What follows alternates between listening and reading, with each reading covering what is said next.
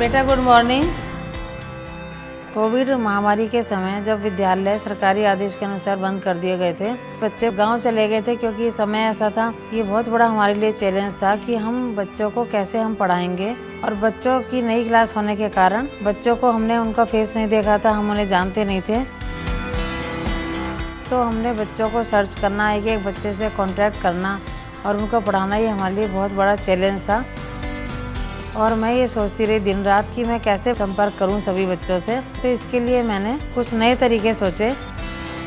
हमारे घर के पास जो कोरियर वाले की शॉप है, वहाँ मैंने कोरियर बॉय को पेमेंट करके बच्चों का एड्रेस दिया, बच्चों को सर्च करने के लिए कहा। सेकेंडली, मेरे घर के पास जो किराने की दुकान है, वहाँ जो बॉय काम करता है, उसको मैंने रिक्वेस्ट करी। जो मेरे घर दूध देने आता था, उसने मेरी मदद करी। उनको मैंने कागज़ पर एड्रेस लिख के दिए बच्चों के। कई बार जा के उन्होंने सर्च करा, दिन में रात में मेरी रिक्वेस्ट करने पर, तो उसमें भी मुझे सक्सेस मिली।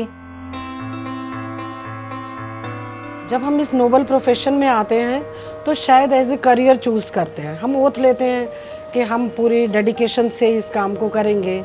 और सरिता भारद्वाज की बात करूं तो ये ओथ जो है, आई शुड से, उनकी जेनेटिक्स बन गई है। ये हम इनको देखते हुए भी हम ये सोचते हैं कि ऐसा कर कैसे पाती हैं। डोमेस्टिक फ्रंट पर कुछ चैलेंजेस आए उनके सामने, but she fights very well.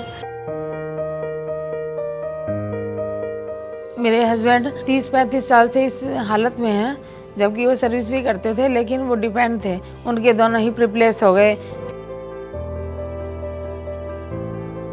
School में कभी हमने नहीं देखा कि इनके घर में इतनी बीमारी है। कभी ये शो करती ही नहीं और ये काम को बहुत अच्छे से करती हैं।